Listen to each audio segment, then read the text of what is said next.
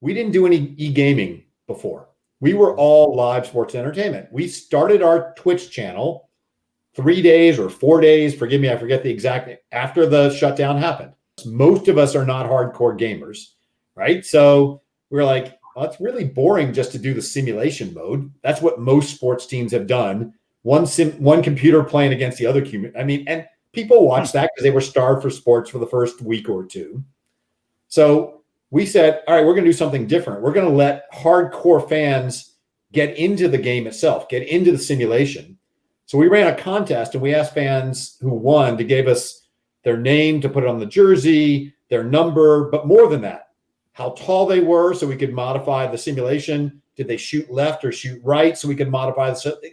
We made a bunch of changes so it felt like them and who their favorite players were, either current or historical ones, alumni.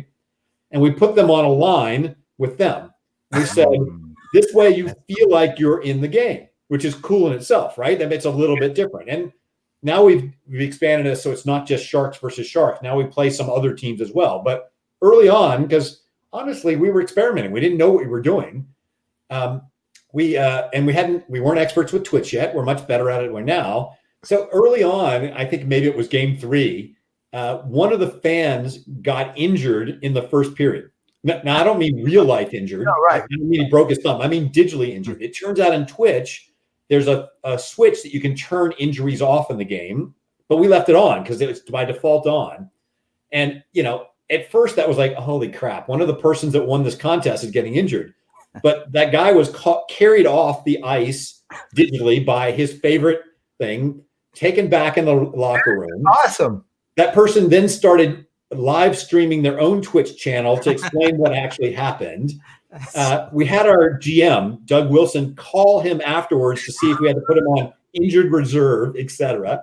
And look, he put all this on his social channels. It's one of his best experiences. I'm sure he'll remember that for years to come, if not decades to come. So what were the big lessons, big takeaways from that? Well, so first of all, we have to build up an audience just like you have to do everywhere. You have to build up an audience on social media. You have to build up an audience on this podcast. It takes time. But I don't know, 5 games, we got to like 5,000 subscribers, which is pretty good for NHL 2K, right? I mean, kidding. I think our goal is to get to 20,000 by the end of this calendar year. We're not there just yet, but we build a little bit every time we do that. That's fantastic. The second thing we learned is the more we individualize it, the better off we are.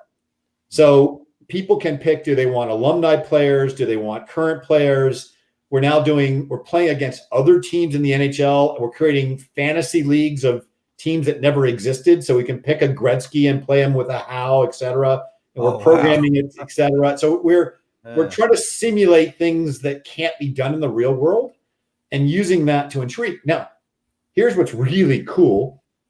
And yeah, sure, why not? I don't mind sharing this then we got our radio broadcaster. I mean, our actual real radio broadcaster, Dan Ruzanowski, who's been the voice of the Sharks from day one, and he's live broadcasting these games.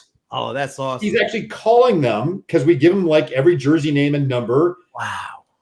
For the entire game. And then we're like, well, this has worked so well. We're starting to put in our sponsors as well. We've changed the boards so they have our sponsor names on them. We actually had one sponsor who's got a disk drive component. I should probably not get to give away things if there was a hat trick and stuff like that, because you can use it for gaming things as well. So we found a way to actually, these are called make goods in this business because we have commitments to actually put them into the virtual games as well. It's not the same as a real live game yet, but if I fast forward a year from now, it's pretty darn close. Look, and it's engagement, man, to the deepest level. I mean, yeah. So when a fan can hear his name called by the actual announcer. Yeah. That's awesome.